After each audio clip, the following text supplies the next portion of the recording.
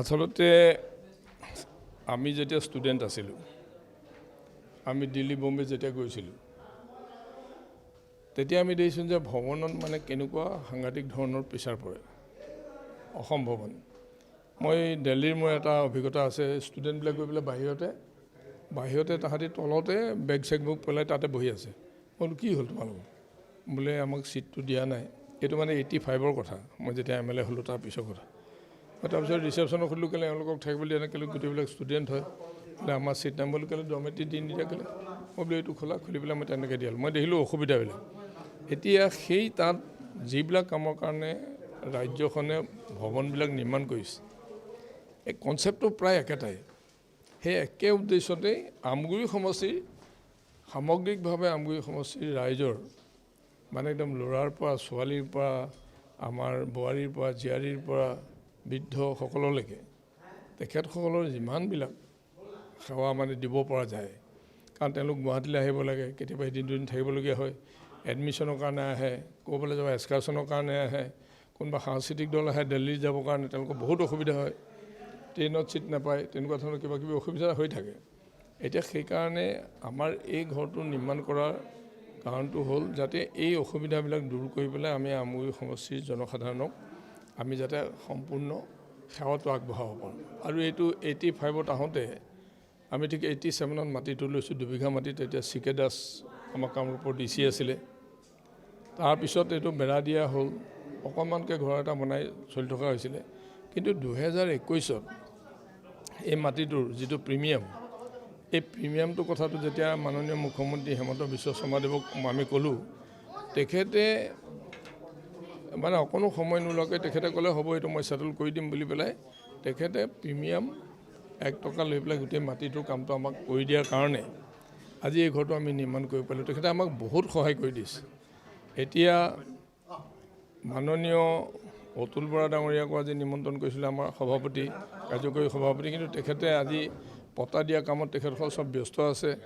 মাননীয় মুখ্যমন্ত্ৰীও তেখেতে বিভিন্ন কাৰ্যসূচী লৈ ব্যস্ত আছে। তেখেতে এখন পত্ৰ লিখি পেলাই আমাৰ অনুষ্ঠানটোৰ কাৰণে আগবঢ়াইছে। এতিয়া মই ভাবোঁ যে তেখেতসকলৰ যদি সহায় নহ'লেহেঁতেন, তেতিয়াহ'লে আমি হয়তো এই ঘৰটো নিৰ্মাণ কৰি পেলাই ৰাইজলৈ আগবঢ়াব নোৱাৰিলোহেঁতেন। এতিয়া আজি ঘৰটো নিৰ্মাণ কৰা হ'ল হয়, ইয়াত 19টা কোঠা আছে আৰু ইয়াতে আমাৰ ডৰ্মেট্ৰিবিলাক আছে, কেইবাটাও ডৰ্মেট্ৰি আছে, যথেষ্ট ৰাইজক ইয়াত একমোডেট কৰিব পৰা হ'ব। কিন্তু কথাটো হ'ল যে যিটো উদ্দেশ্যতে ঘৰটো নিৰ্মাণ কৰা হৈছে, সেই উদ্দেশ্যটো সফল হোৱালৈ ৰ'ব লাগিব অলপ। আমগুৰি সমষ্টিৰ হিষ্ট্ৰীত আজিৰ দিনটো সোণালী আখৰে লিখা থাকিব। আজি 27 তাৰিখে দিনটোত আজি অসম চৰকাৰেও মাটিৰ পট্টা দিছে ইণ্ডিজিনিয়াছ মানুহক, মাটি নথকা মানুহবিলাকক। আৰু আমি আমগুৰি সমষ্টিৰ জনসাধাৰণৰ কাৰণে এই সেৱাটো আমি আগবঢ়াইছোঁ। এই দিনটো আজি আমাৰ কাৰণে অতি পবিত্ৰ দিন, আৰু মই আশা ৰাখিছোঁ যে যি উদ্দেশ্যতে ঘৰটো নিৰ্মাণ কৰা হৈছে সেই উদ্দেশ্যত আমি সফল হ'ব পাৰিম, আশা ৰাখিছোঁ। আৰু সকলো ৰাইজৰ পৰা আমি সহায় সহযোগ বিচাৰিছোঁ। মিত্ৰতা সন্দৰ্ভত বিপিএলৰ মিত্ৰতা হ'লে অগপৰ মিত্ৰতা কেতিয়া হ'ব? আচলতে অসমিত্ৰতাটো আছেই। আসন বুজাবুজি তেওঁলোকে এইবিলাক ঠিক ঠাক কৰি আছে। এইবোৰতো আৰু ফটককৈ কৰা কাম নহয়। এইটো নেক্সট গভৰ্ণমেণ্টখন মানে ফৰ্ম কৰিব লাগিব মিত্ৰ দলে। এতিয়া সেইকাৰণে কেনেকুৱা ধৰণে সুন্দৰকৈ তেওঁলোকে আলোচনা বিলোচনা কৰি মেলি কাক ক'ত কেনেকৈ দি পেলাই ইয়াৰ পৰা জিকাই লৈ যাব পাৰিব, চৰকাৰখন গঠন কৰিব পাৰিব, সেই অংকবিলাক তেওঁলোকে কৰি আছে। আৰু মই ভাবোঁ যে উচিত সময়ত দলে, আমাৰ মিত্ৰ দলে সুন্দৰভাৱে সিদ্ধান্ত ল'ব।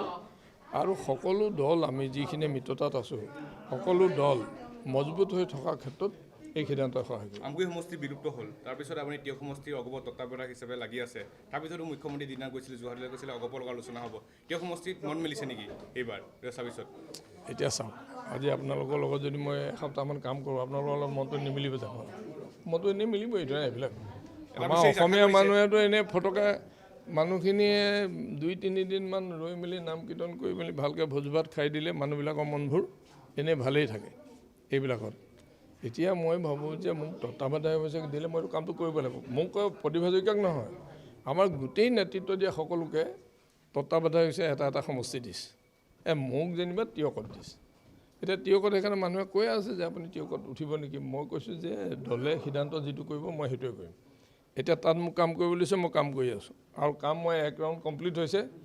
তাৰ মানুহ গোটেইখিনিয়ে এনেও চিনি পায়, কাৰণ কেলৈ মই পুৰণা আন্দোলন কৰা সময়ৰ পৰা আছোঁ, মানুহ গোটেই পৰিয়ালবিলাকৰ লগত মোৰ সা সম্পৰ্ক আছে, মোৰ ঘৰৰ ওচৰতে কথা এইবিলাক। এইটো জাজনীখনৰ ইপাৰ সিপাৰহে, মোৰ যেনিবা ইপাৰে, এইটো সিপাৰে। সেইকাৰণে মানুহবিলাকৰ লগত চিনা পৰিচয় হোৱাটো নতুনকৈ হ'বলগীয়া তেনেকুৱা কথা নাই। আৰু নতুন ল'ৰাবিলাকৰ লগত নতুনকৈ চিনাকি হৈছে, কিন্তু বাদ বাকী এইটো ভালেই। 1 ৰাউণ্ড আমি কাম কৰিছোঁ, ভালেই পাইছোঁ। আৰু শিৱসাগৰতো আমি কাম কৰিছোঁ। সিদিনাখন আমি আমাৰ সংকল্প সমাৱেশ তাত আমি হেৰি কৰিলোঁ, অনুষ্ঠিত কৰিছোঁ আৰু জনসাধাৰণৰ সঁহাৰি আমি ঠিকেই পাইছোঁ।